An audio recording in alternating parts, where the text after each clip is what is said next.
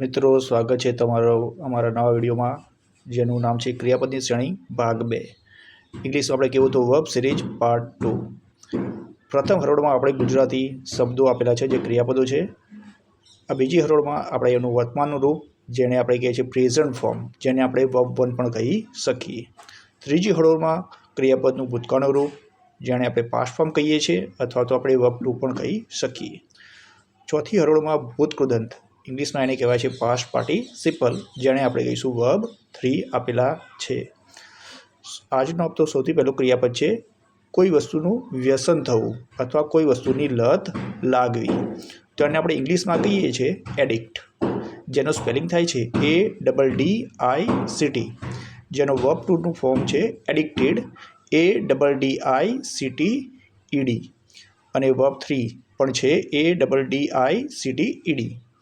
બીજો આપણો વર્બ છે ક્રિયાપદ છે કે ભાષણ કરવું, જેને આપણે કહીએ છીએ એડ્રેસ, ADDRESS.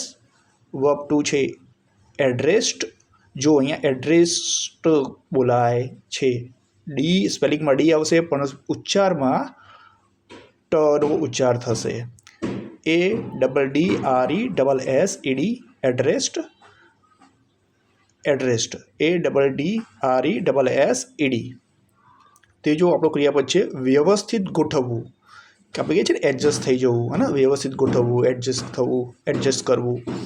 તો એને ઇંગ્લિશમાં આપણે કહીએ છીએ એડજસ્ટ. એનું સ્પેલિંગ છે ADJUST. વર્બ 2 છે એડજસ્ટેડ, ADJUSTED, અને વર્બ 3 પણ છે એડજસ્ટેડ, ADJUSTED.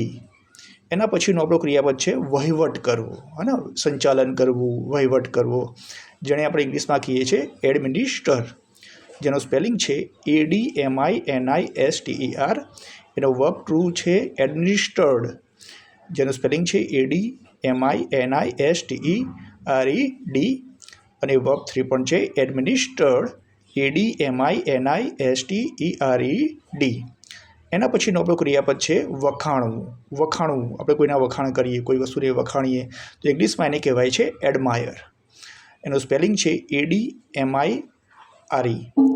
એનો વર્બ 2નો સ્પેલિંગ છે એડમાયર્ડ, અને વર્બ 2 કહેવાય છે એડમાયર્ડ, ADMIRED, અને વર્બ 3 પણ છે એડમાયર્ડ, ADMIRED. એના પછીનો આપણો ક્રિયાપદ છે દાખલ કરવું, અને આપણે દાખલ કરવું, દાખલ થવું, તો એને ઇંગ્લિશમાં આપણે કહીએ છીએ એડમિટ, જેનો સ્પેલિંગ છે ADMIT. એનો વર્બ 2 છે એડમિટેડ, ADMITT. જુઓ, અહીંયા એકલો ટી હતો, અહીંયા ડબલ ઈ થાય છે અને પછી ED લાગે છે. વર્બ 3 પણ છે એડમિટેડ, ADMITTED. એના પછીનો આપણો ક્રિયાપદ છે દત્તક લેવું, અને દત્તક લેવું એને આપણે ઇંગ્લિશમાં કહીએ છીએ એડોપ્ટ, ADOPT.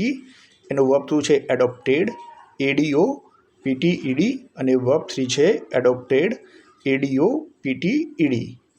એના પછીનો આપણો ક્રિયાપદ છે આગળ આવવું, હે. એને ઇંગ્લિશમાં આપણે કહીએ છીએ એડવાન્સ, ADVANCE. એનો વર્બ 2 છે એડવાન્સ્ડ. જો અહીંયા પણ સ્પેલિંગમાં ડી આવશે પણ ઉચ્ચારમાં ટનો ઉચ્ચાર થશે. તો વર્બ 2 છે એડવાન્સ્ડ, ADVANCED, અને વર્બ 3 પણ છે એડવાન્સ્ડ, ADVANCED. આપણો છેલ્લો વર્બ છે, છેલ્લો ક્રિયાપદ છે ફાયદો મેળવવો, હે ને. તો એને કહેવાય છે એડવાન્ટેજ. એનું સ્પેલિંગ છે ADVANTAGE. એનો વર્બ 2 છે એડવાન્ટેજ્ડ, ADVANTEGED, અને વર્બ 3 પણ છે એડવાન્ટેજ્ડ, ADVANTAGED. Thank you.